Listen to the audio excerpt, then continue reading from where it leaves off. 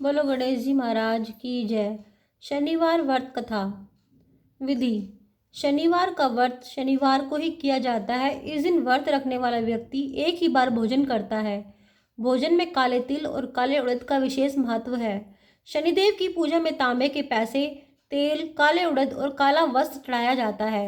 व्रत का फल। शनिदेव का व्रत शनि ग्रह के कष्टों को दूर करने में विशेष रूप से सहायक होता है।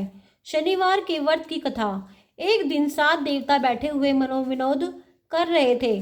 तभी राहु और केतु भी आ गए और इस बात का विवाद छिड़ गया कि समस्त ग्रहों में कौन सा सबसे बड़ा ग्रह है। इसका निर्णय क्योंकि आपस में नहीं हो सकता था, इसीलिए समस्त ग्रह देवताओं के राजा इंद्र के दरबार में उपस्थित हुए।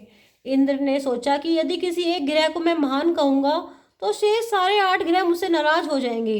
इसीलिए उसने एक उपाय सोचा। वह हाथ जोड़कर कहने लगा, देवगण, मैं आप ही में से एक हूँ। मेरे द्वारा निष्पक्ष निर्णय संभव नहीं है, इसीलिए आप पृथ्वी पर विराजमान विक्रमादित्य महाराज के पास जाइए। वे बड़े न्याय प्रिय राजा है। देवताओं को नरेश की बात जच गई। वे सभी विक्रमादित्य के दरबार में उपस्थित हुए। उन दिनों विक्रमादित्य उज्जैन में राज्य कर रहे थे। समस्त देवता जब उनके दरबार में आए तो वे उनके स्वागत में सादर उठ खड़े हुए और उनसे दर्शन देने का प्रयोजन पूछा, यह जानकर कि मुझे इनमें से किसी एक को बड़ा और किसी एक को छोटा बताना है। राजा बड़े धर्म संकट में पड़ गए, मगर वह कर्तव्यनिष्ठ राजा थे, इसलिए उन्होंने न्याय करने का निश्चय किया।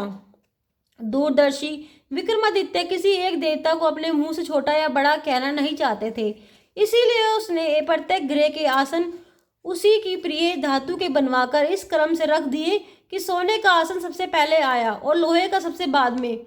फिर उसने देवताओं से कहा कि वे अपने अपने आसन पर पधारे और आसनों के क्रम से ही ग्रहों में अपना पद जाने।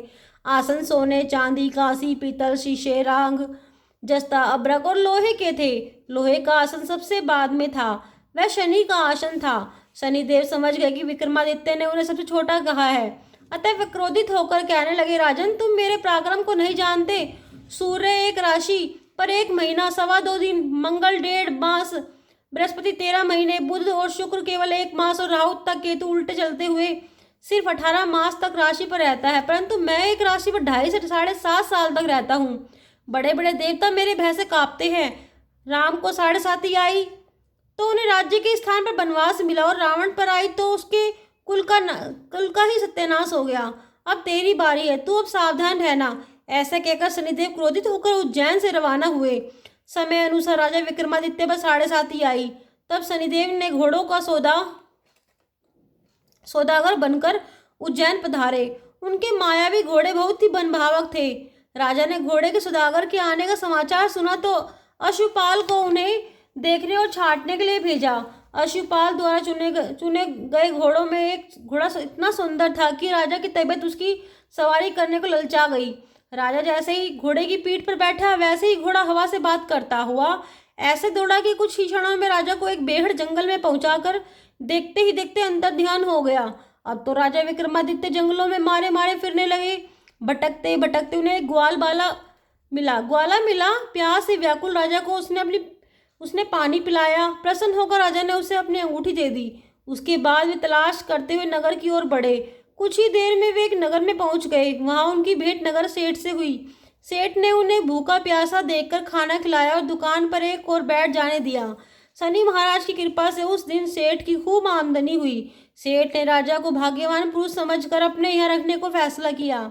सेठ राजा को अपने घर ले गया। जिस समय राजा भोजन कर रहा था तब वह कमरे में अकेला था और उस समय कमरे की खूंटी पे एक नौलखा हार टंगा हुआ था। राजा की जैसे ही उस पर नजर गई, खूंटी पर से हार गायब हो गया। कुछ देर बाद सेठ कमरे में आया और खूंटी पर हार ना पाया तो उसने राजा को हार की चोरी की अपराध में नगर के न्यायपति के सेवा में उपस्थित कर दिया। सारी वस्तु स्थिति को सोच समझकर न्यायपति ने राजा के दोनों हाथ पैर काट कर चौरंगिया बना देने का फैसला सुना दिया। न्यायपति के आदेश अनुसार जब राजा चौरंगिया बन गया तो उस नगर के एक तेली को राजा पर दया आ गई। वह उसे उठा लाया। उसने उसकी आधी करा कर उसने इस योग्य बना लिया कि वह कोलू के पीछे बिठा दिया जाने पर अपनी आवाज़ से बैल हाँक सके।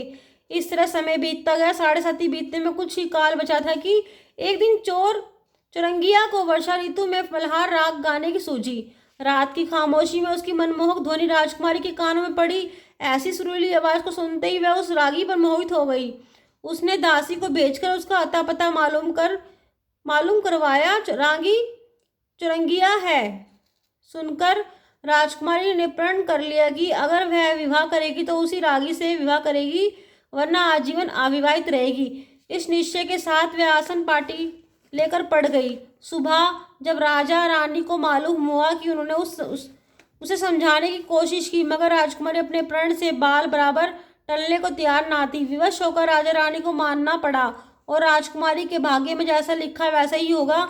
यह सुनकर राजा ने तेली को बुलाकर आदेश दिया कि वह चुरंगिया की शादी का इंतजाम करे, क्योंकि राजा उसके साथ अपनी राजकुमारी का विवाह करने का फैसला कर चुका है। शुरू में तो तेली ने समझा कि राजा मजाक कर रहा है, पर जब राजा ने डांट कर आदेश दिया तो उसको चुरंगिया की शादी का प्रबंध करना ही पड़ा। शुभ मुहूर्त देखकर राज पुरोहित ने राजकुमारी और चुरंगिया का विवाह करा दिया।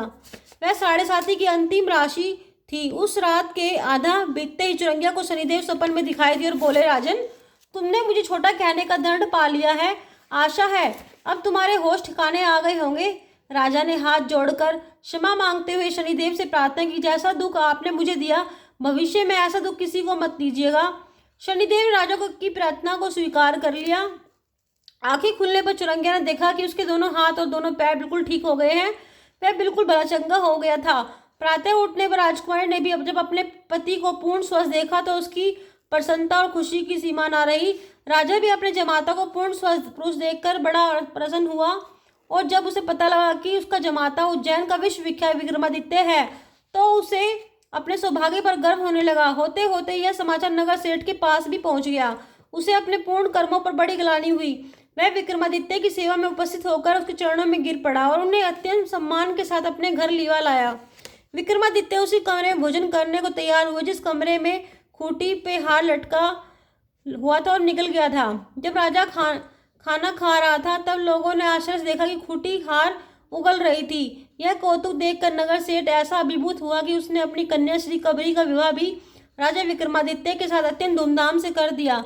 कुछ दिनों के बाद जब राजा विक्रमादित्य अपनी राजधानी में आए तो लोगों को बहुत प्रसन्नता हुई और उन्होंने राजा और दोनों रानियों को अति स्वागत किया। पुनः राज्य प्राप्त कर लेने के बाद राजा ने राज्य में घोषणा करा दी कि कोई शनिदेव को छोड़ा ना गए। प्रत्येक शनिवार को व्रत रखकर उनकी कथा सुने और तेल, काले उड़द, काले कपड़े और तांबे का चढ़ावा चढ़ावे तथा चींटियों को सुबह शाम जिमाया करे। बोलो शनिदेव महाराज की जय।